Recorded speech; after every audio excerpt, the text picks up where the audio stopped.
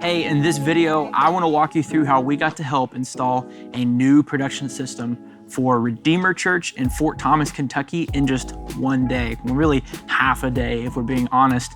We got help from ChurchGear and Amplio, and we did this at the end of 2024.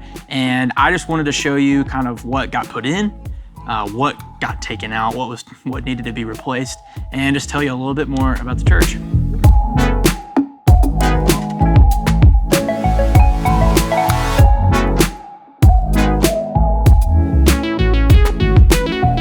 All right, so we're gonna start off at front of house with the M32.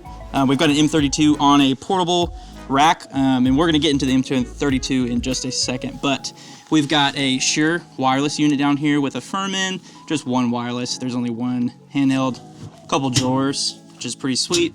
We've got an ATEM Mini here, which is hooked up to that Blackmagic Studio, which I'll talk about in just a second, but this is a little ATEM Mini with just 4 inputs. It's HDMI, converting SDI to HDMI.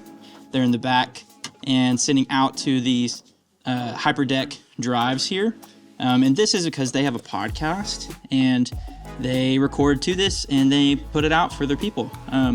So I'm gonna have Jeff kind of walk us through here actually what the file looks like on the M32. Yeah, so it's a pretty straightforward setup. Their band is fairly simple from week to week. So we've got, it's a pretty small room, so we don't need a ton of drum inputs. We've just got a kick, a snare, 2 toms, and an overhead.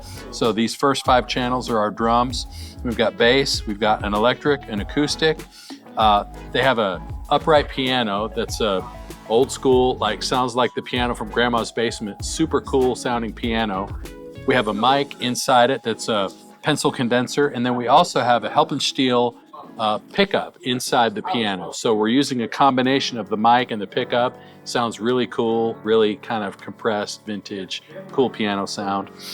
3 vocals, the pastor's mic, and just walk-in music. So we were able to consolidate all their inputs to the first 16 channels on the M32. So for an operator to just have everything at one layer is actually very cool. Then we have a few DCAs. We've got drums, bass, guitars, keys, DCAs, then an all band and an all vocal DCA.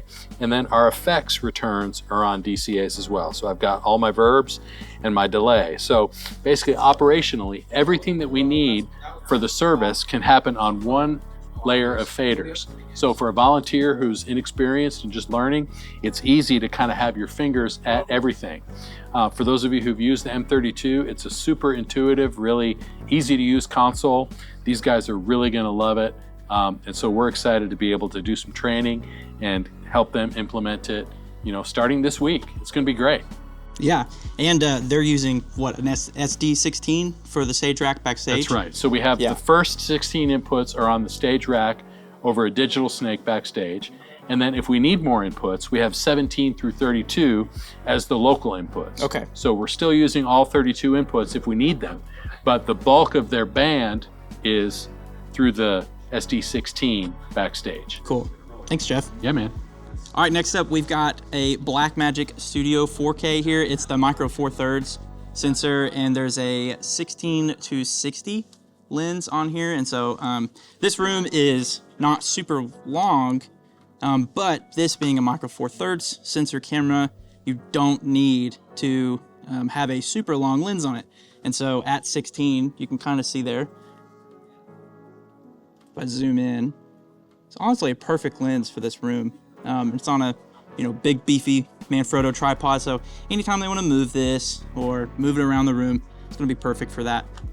Coming out SDI from there down into the back of the rig here, and that is getting converted to HDMI inside of the rack here.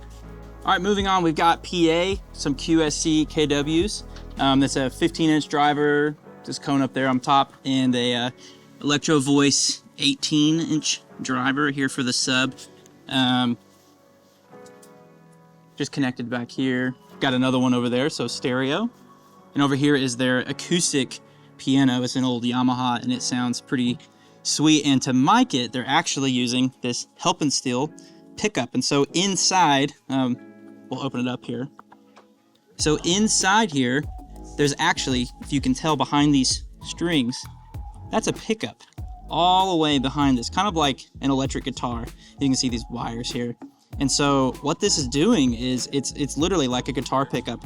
And then it comes out here, comes into its little pickup through these cables, and then you can kind of blend, because there's a pickup for the bass side, the mids, and the highs.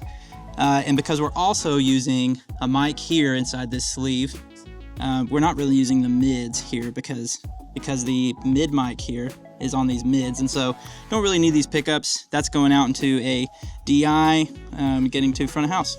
And while we're over here at Keys, we'll just go ahead and talk about how every station has their own P16, all from ChurchGear. Thanks, ChurchGear. And so they're not on right now, but P16, standard P16. For vocal mics, we've got the SM58. You'd be surprised just plugging this thing in and turn it up. Sounds pretty good as it's supposed to. They've got radial JDI DIs for acoustic, for bass, and for piano. Speaking of bass, they're also using this old BXR Fender amp, and it's mostly just for stage feel.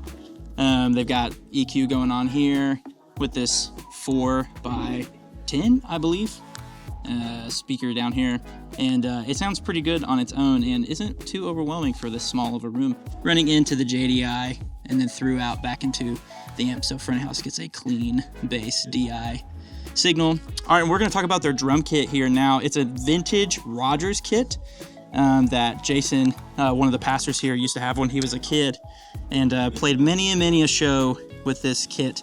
Sounds really great. They've got dampeners on everything, towels, chain on the cymbals, and believe it or not, it's not overwhelming for this room. It sounds really great. We've got the Sennheiser E604s here on toms, true and tried, SM57. Got an SM137 for a mono overhead. And down here on the bass drum, we've got an Audix D6. There is a pillow inside of the kick drum, and that's just about it for the drums. All right, and then back here, we've got the stage rack in this rack with some drawers. Inside these drawers will be some mic clips and then anything else that they need as they get more acquainted with the system. But we've got all of our inputs coming in down here. Amplio racked this up so clean and tidy, makes me very, very happy. And then we've got ether cons all down here for the P16s. So all of these go into here, into a switch, then go back to front of house. Okay, that's it for the tech tour here at Redeemer Church in Fort Thomas, Kentucky. I didn't go over electric guitars because they have one electric guitar. It's with an SM57, and they just weren't here tonight. But otherwise, they feel super prepped and ready to go. And this is kind of a big deal for them. This is a huge upgrade to what they had. You know, I'm gonna throw in some B-roll right now of their old system. They had an LS9, a 16 channel. It had been sitting in a trailer for a while. And if you maybe don't want to hear this, if you've been around for a minute, but LS9's 20 years old. It's been around the block. And so it's outdated. And so we've got an M32 in, and maybe you think an M32 is outdated, but still the most popular console out there and gets used all the time. And that one back there's brand spanking new. And so we want to thank Amplio and ChurchGear for really putting this together, and we especially want to thank Redeemer Church for hosting us and having us here and allowing us to just come and serve them so that they can serve the people here in Fort Thomas. And Fort Thomas is right next to Cincinnati, and so really the greater Cincinnati area. If you live here in Cincinnati or in Fort Thomas, Redeemer's a great church, and if you need gear or integration help, ChurchGear and Amplio are your people. We'll see you later. Thanks for watching.